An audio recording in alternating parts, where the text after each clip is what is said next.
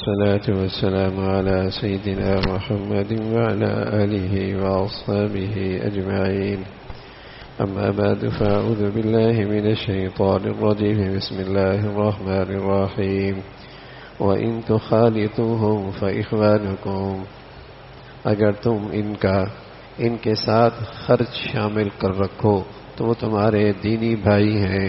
واللہ یعلم المفسد من المصلح، اللہ تعالی مصلحت کو ضابط کرنے والے کو اور مصلحت کی رعایت رکھنے والوں کو الگ الگ جانتے ہیں. وَلَوْ شَاءَ اللَّهُ لَأَعْنَتَكُمْ، اللہ تعالیٰ چاہتے ہیں کہ تم مصیبت میں، اگر اللہ تعالیٰ چاہتے تم کو مصیبت میں ڈال دیتے. ان اللہ عزیز حکیم، کیونکہ اللہ تعالیٰ زبردست ہے، حکمت والے ہیں. وَلَا تَنكِحُوا الْمُشْرِكَاتِ حَتَّى يُؤْمِنْ، نکاح مت کرو کافر عورتوں کے ساتھ جب تک کہ وہ مسلمان نہ ہو جائیں. وَلَا أَمَةٌ مُؤْمِنَةٌ خَيْرٌ مِّن مُشْرِكَةٍ، مسلمان عورت چاہے لونڈی ہی کیوں نہ ہو وہ 1000 درجے بہتر ہے کافر عورت سے. وَلَوْ أَعْجَبَتْكُمْ، گو وہ تم کو اچھی معلوم ہو. وَلَا تُنكِحُوا الْمُشْرِكِينَ حَتَّى يُؤْمِنُوا، عورتوں کو کافر مردوں کے ساتھ نکاح میں مت دو حَتَّى يُؤْمِنُوا، یہاں تک کہ وہ مسلمان نہ ہو جائیں. وَلَا عَبْدٌ مُؤْمِنٌ خَيْرٌ مِّن مُشْرِكٍ وَلَوْ أَعْجَبَكُمْ، مسلمان مرد غلام بہتر ہے کافر مرد گو وہ تم کو اچھا ہی معلوم ہو. اولئک یدعون الی النار، کیونکہ یہ لوگ دوزخ میں جانے کی تحریک دیتے ہیں. واللہ یدعو الی الجنہ، اللہ تعالی جنت اور مغفرت. واللہ یدعو الی الجنۃ والمغفرۃ باذنہ، اللہ تعالی جنت اور مغفرت کی تحریک دیتے ہیں اپنے حکم سے. وَيُبَيِّنُ آيَاتِهِ لِلنَّاسِ لَعَلَّهُمْ يَتَذَكَّرُونَ، اللہ تعالیٰ اس واسطے آدمیوں کو اپنے احکام بتلاتے ہیں تاکہ وہ لوگ نصیحت پہ عمل کرے. یتیم کے متعلق ہدایات تھی کہ یتیم کا مال کس طریقے سے اس میں ایک آدمی احتیاطاً اس کا معاملہ کرے کہ احتیاط یہ ہو کہ یتیم کا نقصان نہ ہو اور یتیم کی مصلحت کا خیال رکھا جائے اور اس کی رعایت ہو کہ اس کا فائدہ کس میں. اگر اس کا مال اپنے کاروبار میں شامل کر کے اور اس کا مال اپنی تجارت میں شامل کر کے اور اس کے مال کو اپنے کاروبار میں شامل کر کے اگر اس میں مصلحت ہے رعایت ہے تو ایسا بھی کر سکتے، اس لیے کہ وہ تمہارے ہی ہیں اور تمہارے بھائی ہیں اور دینی بھائی ہیں، تو تم ان کی یہ رعایت رکھو.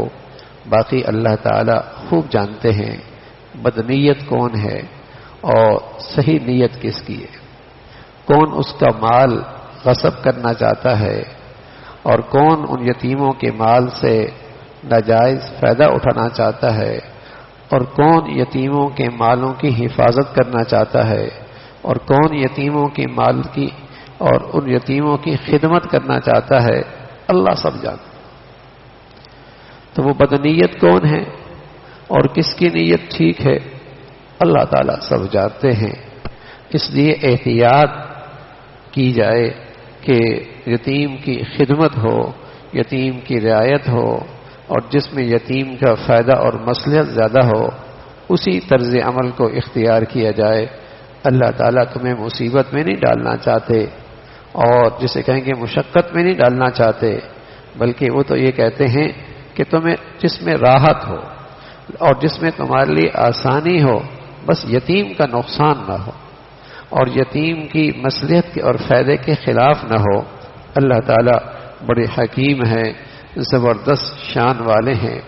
پھر اسی طرح اسلام کے دیگر احکامات میں ایک حکم یہ بھی ہے کہ کوئی کافر عورتوں کے ساتھ نکاح نہ کرے، کوئی مسلمان کافر عورت کے ساتھ نکاح نہ کرے، اگرچہ وہ تمہیں کافر عورت کتنی اچھی کیوں نہ لگے. کافر ایک الگ قوم ہے اور مسلمان ایک الگ قوم ہے، ان کا آپس میں کوئی جوڑ نہیں ہے. کفر اور اسلام کا آپس میں کوئی جوڑ نہیں ہے. کہ دونوں سے ایک نسل پیدا ہو اور ایک اولاد پیدا ہو، یہ اسلام جسے کہیں کہ اسلام کے غیرت کے خلاف ہے اور اسلام کی تعلیمات کے خلاف ہے کہ ان سے نکاح مت کرو کافر عورتوں کے ساتھ۔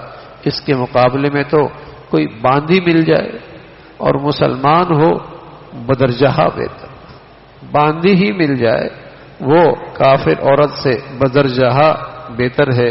اور اسی طرح تم اپنی عورتوں کے نکاح مشرکوں سے اور کافروں سے مت کراؤ، تم اپنی عورتوں کے نکاح مشرکوں اور کافروں سے مت کراؤ جب تک کہ ان کے پاس ایمان کی دولت نہیں آتی، یہ بھی جائز نہیں ہے اور یہ بھی حرام اور ناجائز ہے۔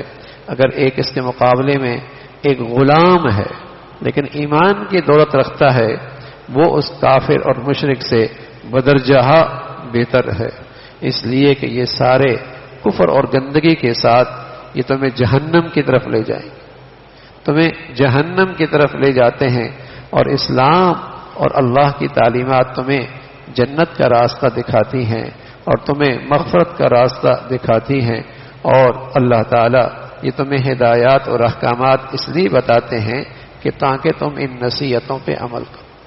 آج دنیا میں ایک بہت بڑا بت سمجھ لیجئے یا مذہب سمجھ لیجئے، کیا؟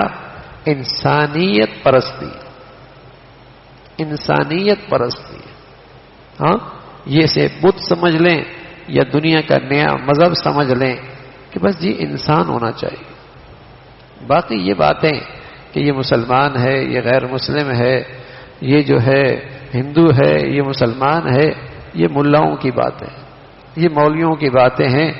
انسانیت میں یہ تفریق نہیں ہونی چاہیے، انسانیت میں یہ تفریق نہیں ہونی چاہیے۔ یہ ایک نیا مذہب ہے اس وقت دنیا میں، اور جدید تعلیمات میں اس کو بڑا فروغ مل رہا ہے، اور اس مغربی تہذیب کا یہ بہت بڑا ایجنڈا ہے کہ کفر اسلام کا یہ فرق مٹ جائے اور انسانیت پرستی یہ نئی نسل کے ذہنوں میں پیدا کی جائے، اور ان کے ہاں ایمان اسلام اور یہ کوئی چیز نہ رہے، بس یہ انسان ہے، اور چاہے وہ ہندو ہے، چاہے وہ سکھ ہے، اور چاہے وہ کچھ بھی ہے، چونکہ انسان ہے ہم تو نکاح کریں گے۔ اس لیے آج مسلمانوں کے بچے جو ایمان اور دین کی تعلیمات سے محروم ہیں، جو باہر کی دنیا میں جاتے ہیں تو وہ ایسی مخلوق سے شادیاں کرتے ہیں اور ایسی مخلوق کے ساتھ وہ زندگیاں گزارتے ہیں، پھر وہ نہ اپنے ماں باپ کی سنتے ہیں، نہ اپنے خاندانی اور جسے کہیں کہ اپنے مذہب کی انہیں رعایت ہوتی ہے، وہ زندگی گزار رہے ہوتے ہیں۔ اگر کوئی انہیں روکے تو تاریخ خیال لوگ، یہ تاریخ خیال لوگ، یہ پرانے زمانے کے لوگ ہیں، یہ بڑے تنگ نظر ہیں، بڑی چھوٹی سوچ رکھتے ہیں۔ ہم تو بڑی سوچ رکھتے ہیں، ساری انسانیت کو عزت دیتے ہیں، اور ہم تو انسانوں میں کوئی تفریق نہیں کرتے۔ تو یہ کفر کا ایجنڈا ہے، یہ کفر کا ایجنڈا ہے۔ اسلام کی تعلیمات تو یہ ہیں کہ قل یا ایھا الکافرون لا اعبد ما تعبدون ولا انتم عابدون ما اعبد، کہ جب تک مسلمان توحید پرست ہے وہ مشرک نہیں ہو سکتا، اور شرک کے ہوتی ہوئے کوئی موحد اور توحید والا نہیں ہو سکتا۔ لکم دینکم ولی دین، ان کا اپنی زندگی ہے، ہماری اپنی زندگی ہے، دونوں میں کوئی جوڑ نہیں ہے۔ وہ کفر ہے اور یہ ایمان اور اسلام کا نور ہے، وہ جہنم کا راستہ ہے، یہ جنت کا راستہ ہے، ان دونوں میں کوئی آپس میں مطابقت اور جسے کہیں کہ مناسبت نہیں ہے۔ تو جیسے اندھیرے اور روشنی میں کوئی مناسبت اور کوئی آپس میں مناسبت نہیں ہوتی، ایسی کفر اسلام میں کہاں آپس میں مناسبت ہے۔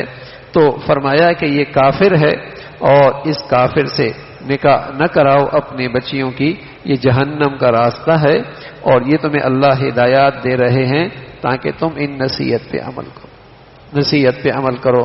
ہر دور کے نئے فتنے ہوتے ہیں، اس دور کا یہ نیا فتنہ ہے کہ انسانیت پرستی، ہاں خدا پرستی کا راستہ نکال دیا اور اس کی جگہ انسانیت پرستی کا نعرہ موجود ہے. اسی نسبت سے آج دنیا میں سوشل ورک بھی ہے. سوشل ورک، انسانیت کی خدمت، انسانیت کی خدمت، انسانیت کی خدمت ہمارا دین بھی کہتا ہے، لیکن وہ اس کا اپنا ایک معیار ہے. لیکن کفر کے ہاں جو یہ نعرہ ہے سوشل ورک، جو بچوں کو ذہنوں میں بٹھایا جاتا ہے، اس کا مطلب یہ ہوتا ہے کہ میاں انسانیت کی خدمت کرو جیسے تمہارا جی چاہے ناچ کے اور گا کر اور بے حیائی اور فحاشی کو پھیلا کر تم خدمت کرو، انسانیت کی بڑی خدمت ہے. چاہے اس میں اللہ کے کتنی کیوں حکم نہ ٹوٹیں، کیونکہ سوشل ورک کر رہا ہے، کیونکہ انسانیت کی خدمت کر رہا ہے، تو یہ بڑی خدمت ہے. اس بنیاد پر پھر وہاں اعزازات ہیں، ایوارڈ ہیں اور عزتیں ہیں اور اسے فروغ ملتا ہے.